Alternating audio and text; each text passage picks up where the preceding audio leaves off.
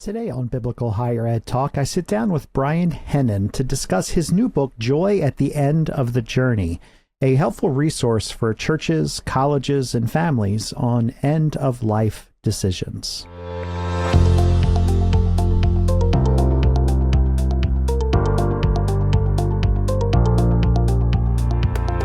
Thank you for tuning in today. I'm your host, Philip Dearborn, president of ABHE, and my guest this week is Brian Hennon.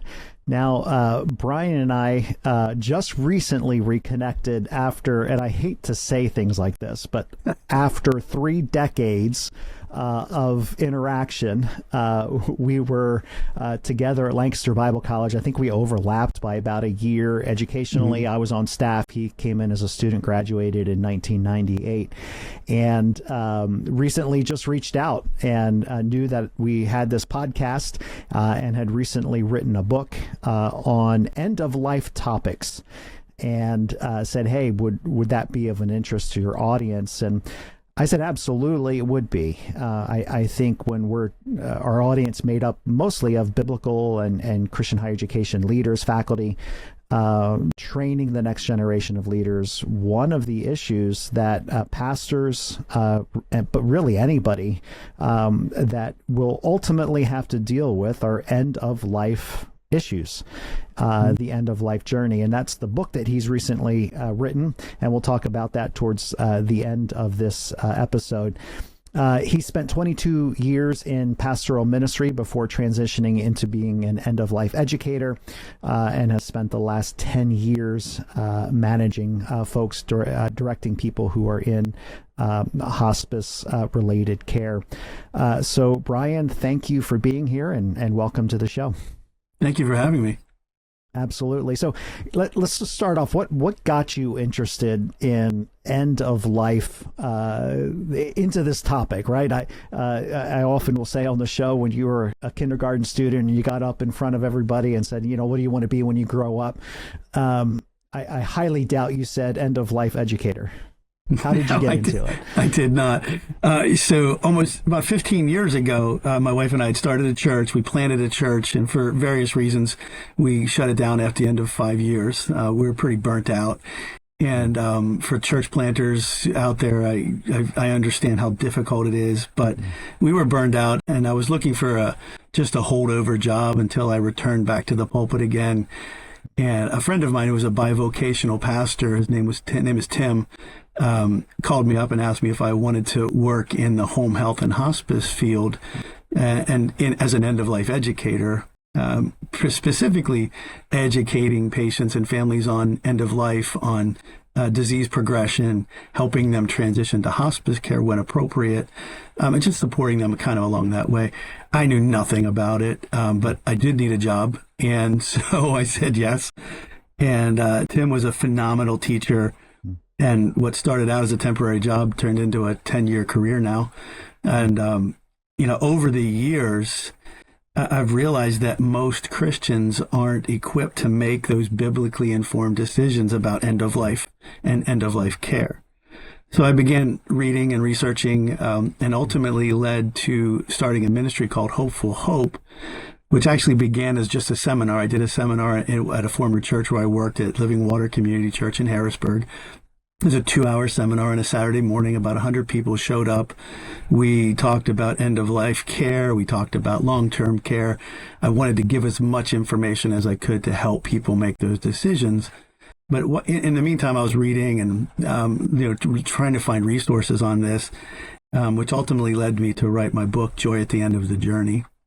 So that's kind of the journey I took to get where I'm at right now. Yeah, which is a great story. And you mentioned after 5 years of doing church planning work, the burnout that you experienced. And one of the trends, this is a little bit off topic, but one of the trends that we're tracking within, our sector of ministry preparation, seminary education, Bible college education, Christian liberal art education, are the staggering numbers of the pipeline of future pastors. And there are 2 reasons that pipeline is fairly dry. One of them is, I think, just confusion on understanding what God's call is and responding to God's call. It feels like it's happening later in life as opposed to early on, 18, 19, 20-year-old. But the second thing is our pastors who are just getting burnt out, who they sense God's call, they go for seminary training, they get engaged and involved in a church setting, and after 3, 4, 5 years, they're like, I didn't sign up for this. This is way more. Either I wasn't prepared for it, I didn't have the right perspective going into it. So you speak from experience from that burnout, and maybe just an encouragement to our listeners who are in, educating the next generation of leaders. What are you doing to make sure that you're preparing leaders the best way you can to handle all of the various stresses that come with church planting? Agreed. Yeah. So you made this transition. God is sovereign, and he, in his heart, a man plans his course, but the Lord determines his steps. So he determined your steps for you, and are now in this industry.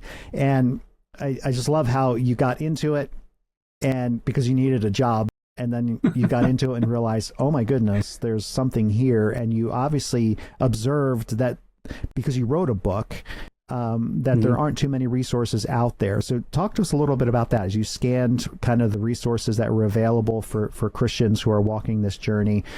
What was missing? So I feel like what was missing, one of the resources I read, it's called Departing in Peace, Biblical Decision Making at the End of Life. A phenomenal book, but very lengthy, very difficult to absorb all the information. So I wanted something that was a little more condensed. I've always subscribed, whether it's preaching or writing, that brevity is always better. People have very short attention spans, but I wanted something that was catchy, that was easy to absorb, and that gave them not a quick, but a concise, I guess that's the better word, kind of roadmap to making these decisions. I mean, the Bible's not specific about what to do if someone's on a ventilator, or should we get CPR, but there's obviously scriptural principles we can pull out. So that's what I wanted to do. I wanted to give those scriptural principles. That's great. That's great. So ABHE, we recently took a fresh look at our tenets of faith, and one of the elements that we included in that was a statement about the sanctity of life, something that we hadn't previously done. And I know within our Christian circles, at least in my experience, so much of the conversation on the issue of sanctity of life was focused on birth and abortions, and as Christ followers, that's something that we ought not to support. And so, doing the marches in Washington, D.C., or supporting legislation, et cetera, but rarely, at least in my experience, when we talk about sanctity of life, do we talk about end of life. It's birth to death. And we wrote our statement from a context of birth to death. And the reason we did that was because we have 19 of our member institutions are in Canada. And Canada is a bit more progressive on issues of sanctity of life when it comes to assisted suicide. So we felt like to support our Canadian institutions, we needed to make a statement about sanctity of life, birth to death. Talk to us about the importance. Why should we take a strong stance, not only on the birth side, but also on the death side when it comes to the life that God has given to us? Sure. Obviously, Scripture's pretty clear. David, Jeremiah both talk about, God seeing our unformed bodies, weaving us together in our mother's womb, which I love, when Paul talks about that in Ephesians, where he talks about how we are created in Christ Jesus. I love the word he uses in that passage. It's poema, which comes where we get poem from, right? So when God created us, he wove us together like a poet writes a poem, right? It's not haphazard. It's we put this together intentionally, and I love that. But when we talk about birth and death, there's a phrase we use in the hospice field that death deserves the same kind of compassion and the same kind of care that the beginning of life does. The end of life deserves that same. And I fully believe that. Leviticus 19:32 talks about, Moses makes it clear he ties respect for the elderly to reverence to God. So, no matter where we are in life, and I know there are circumstances where people feel they're not useful anymore, or they're not, able to contribute, but I firmly believe, and I hope I don't change this perspective as I get older, but that God has us has us where we are for a purpose, and we may not know that purpose all the time, but I think that's where reverence for life comes from, where God ultimately has a purpose for my life, and what that purpose is, sometimes only He knows, but. We've seen in the hospice industry and hospice field, we've seen patients who reconcile with family members after 60 years. We've seen God use those moments at the end of life to really bring peace to a family. So I think it is important, though, to draw a distinction for our brothers and sisters in Canada and other places between end-of-life care and euthanasia or assisted suicide. They are not the same. Withdrawing life-sustaining treatment is not the same as initiating life-ending treatment. And a lot of people conflate the two. They don't want to enter into hospice care because they feel like we're committing suicide, and we're not. The reality is, if I'm on a ventilator one day, and I hope I'm not, taking that ventilator is for all intents and purposes keeping me alive. Removing it is not committing suicide. It is just removing treatment that is artificially sustaining my life, if that makes sense. So it does, and there's like a technicality that's there, and I would imagine those who are in favor for assisted suicide, end of life, somebody who's terminally ill, maybe they can conjoin those two concepts, and maybe they can conjoin those, taking a ventilator off versus helping the process along a little bit. But there's a clear theological difference between the two. There is. Well, I think there's a clear medical difference too. One is medicating for comfort. One is medicating to hasten death. Yeah. Right. The two are very different. So yeah. Yeah.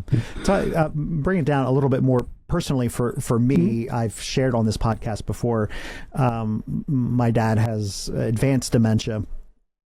He's been on hospice care for the last 8 months. You can be on hospice care for a long period of time. And he's slowly deteriorating, losing weight. He's totally nonverbal.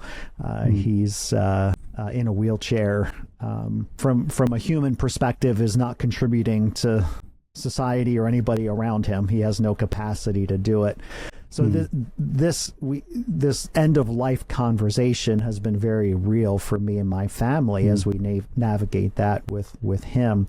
So it becomes a little bit more real because you do ask some of the questions. And oftentimes this is in my prayers to God, just take him, he's miserable. He lived his life in ministry and knows what's coming in eternity with his heavenly Father. Why does God still have him here? How do you navigate some of those conversations? Like I said earlier, there have been times in my life where I knew God had a purpose for me. I didn't know what it was. And I think that is the case throughout life. And God is a God of intentionality, and he doesn't do things haphazardly. So I think there is a purpose for that. I don't know what that purpose is, and we may not know until glory, but I do agree with you. I've run into many patients who come to me with that. Why doesn't God just take me? Why does he allow this? And I just have to if they're believers, I have to remind them that and it sounds trite, and it sounds, I don't want to sound trite when I talk to people about it, but like I said, I believe God does everything with intentionality and purpose, and then you can't dismiss the love of God. There is the love of God that perhaps, with folks with dementia like your father, in my work, I've known that people with dementia can hear, and they know you're present. They know you're there. They may not acknowledge it, but they know you're there. I do worship services at a local assisted living facility and with the memory care folks, and there have been some wonderful God moments in those times. So it's not an easy question. It's not, but I think what's helped us navigate through it is why would we change course all of a sudden in our perspective of the sovereignty of God and how he orchestrates? Because we're living our lives.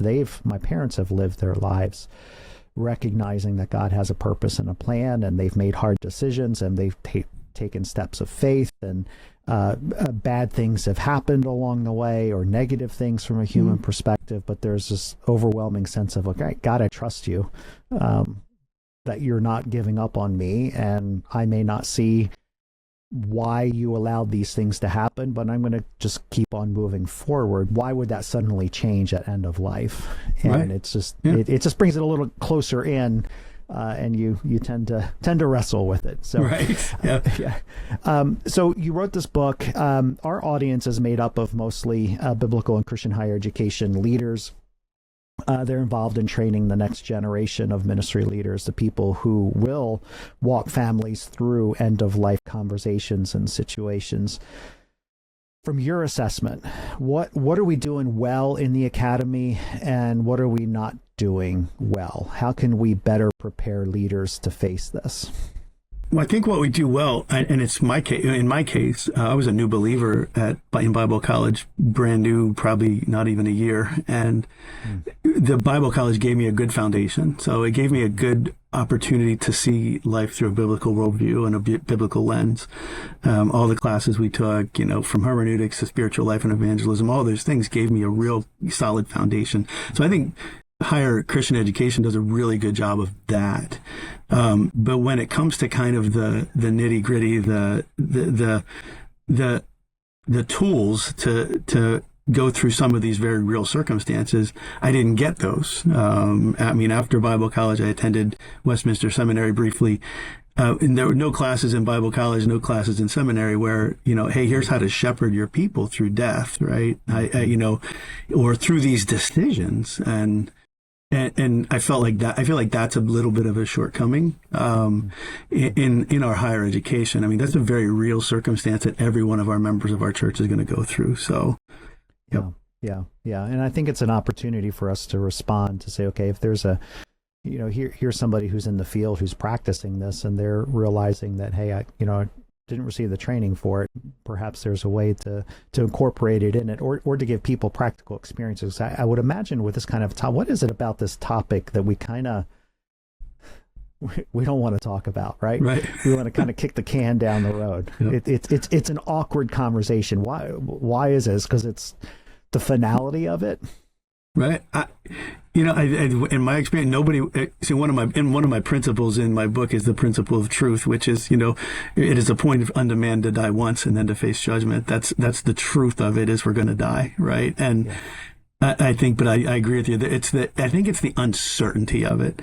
I've run into a lot of believers who they're not afraid to die, but they're afraid of what it's going to be like. Right. And I think that's what nobody's gone through it except Jesus and lived to tell about it, right? So it's that uncertainty of it that I think that causes us to kind of shy away from it.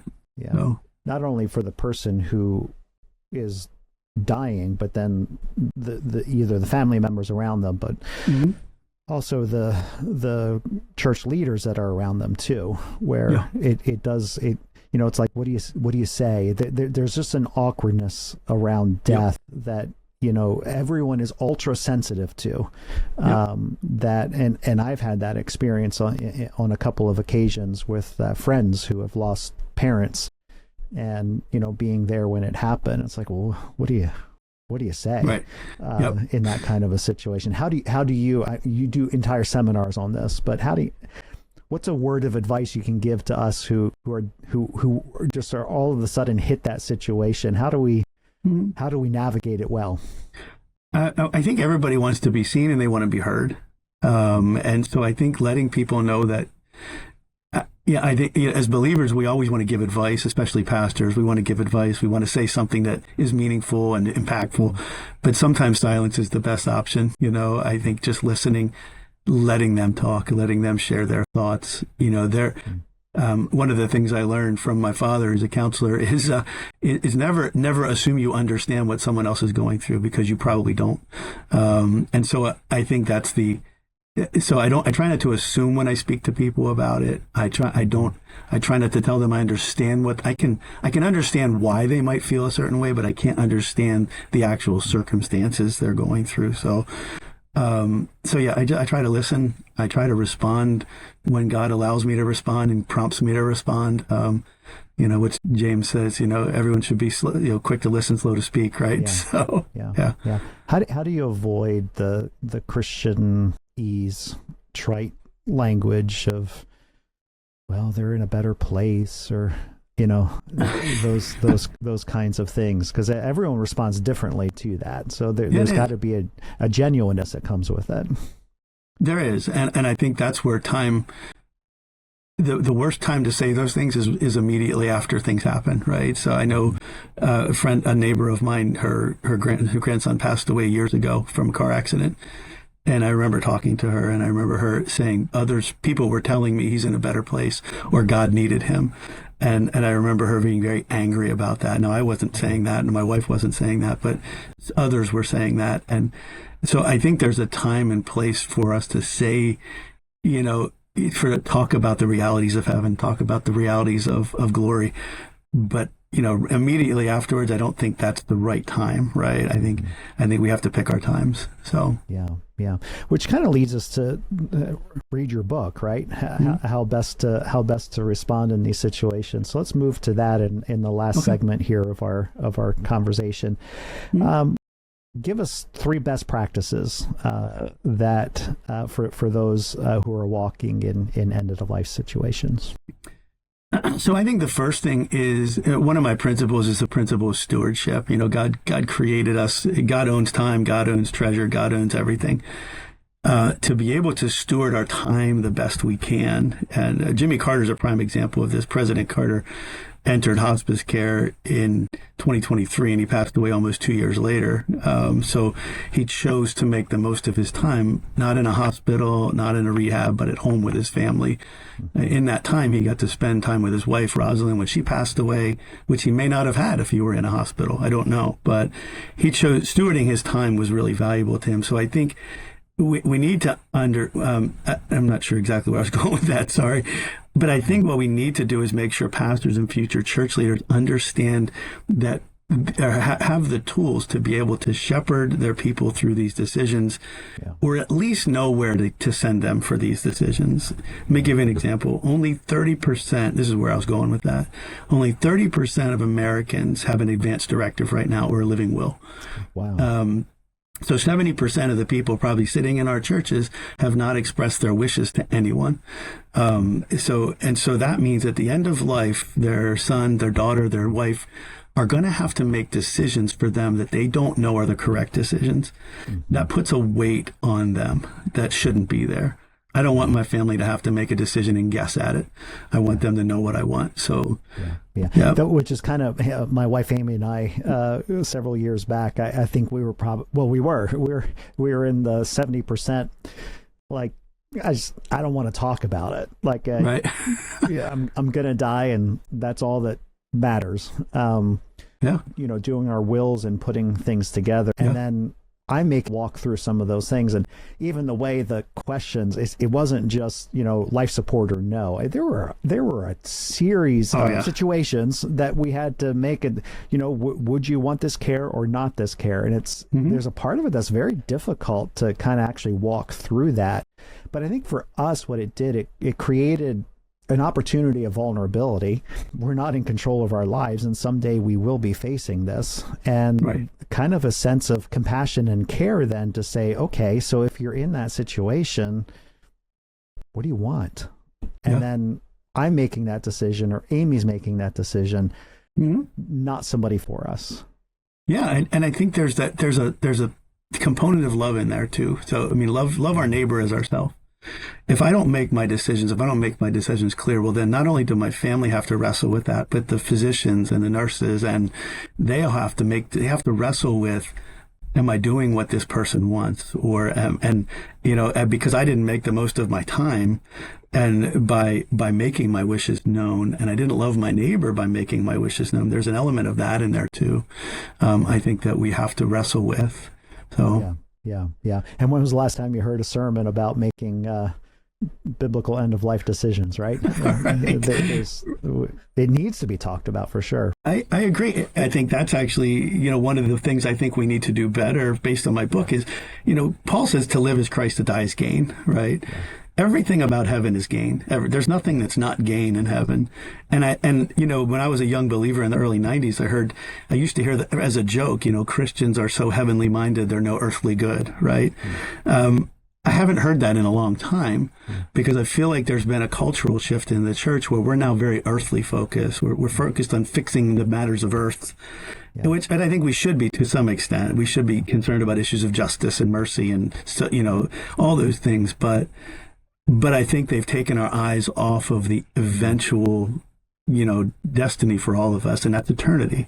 So I think pastors can preach more about heaven, preach more about the gain of heaven, those sorts of things. Yeah, that's good. All right, so that's one best practice. Give us a second one.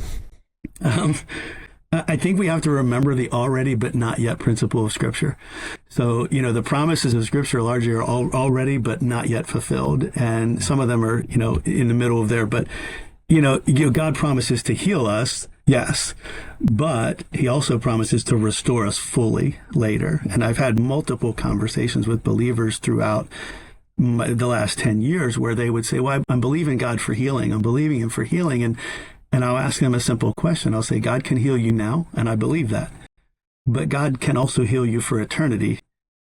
And he gets to choose which one. So where would you like him to do that? If he chooses the latter, do you want him to do that here in the hospital where you can't be with your family? Or do you want him to do it at home, where you can be with your grandchildren and be with your loved ones? And so I think we have to remember those already but not yet principles. Jesus promises us abundant life.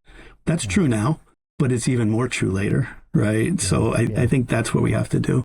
That's a best practice in my opinion. It takes faith. That's a tough concept to live out because, like you said earlier, none of us have experienced death, and we don't know what that ultimate healing experiential, what will that be like? So there's a lot of unknown associated, and I think that perhaps brings up the anxiety and the fear associated with it. But again, as Christ followers, we've lived our lives knowing these things, right? Yep. And now it's time to actually live them out. Yeah. Well, I mean, the early church was known for two things. They were known for how they lived and how they died. They lived lives of faith and they died with confidence. So, I mean, and I remember reading years ago about how the society couldn't understand how they could celebrate a death, and I think that's what I want to be as a believer. I want to be someone who is known for how I lived, but also how I died. I lived well and I died well. Yeah. So. Yeah. Good. So that's two. We have 2 minutes left in our segment here. What's a third best practice from your book? Boy, I don't know. I think as pastors, I think as pastors, we have to be humble enough to know we don't know the answers. So I think to have a family ask, I had a friend who's a pastor, he called me, he's going to one of the local hospitals to meet with a family, and he called me and said, what do I say if they ask this, if they ask that? As a pastor myself, I know asking for help wasn't always the easiest thing to do. And I think one of the things we can instill in our church leaders is the humility to say, I don't know. I don't know what to say in this situation, but I can find someone who can. So I think that's a best practice. I really do. It's something I struggled with as a pastor. Yeah. Are you seeing that churches are responding and creating support systems or structures or training within their congregations to address this? Are you seeing some momentum with it? I am. Yeah, I've hosted several seminars in churches. I have another one coming up in March in the Hummelstown area, but I'm seeing some momentum in churches being interested in these topics. Yeah. The reality is there's at least a handful of people in every church who's going through them. So to have some kind of information, some kind of support for them to be able to make good decisions is vital. I'm also I was actually interacting with a woman she's 86. She just got her PhD. She's 86 years old.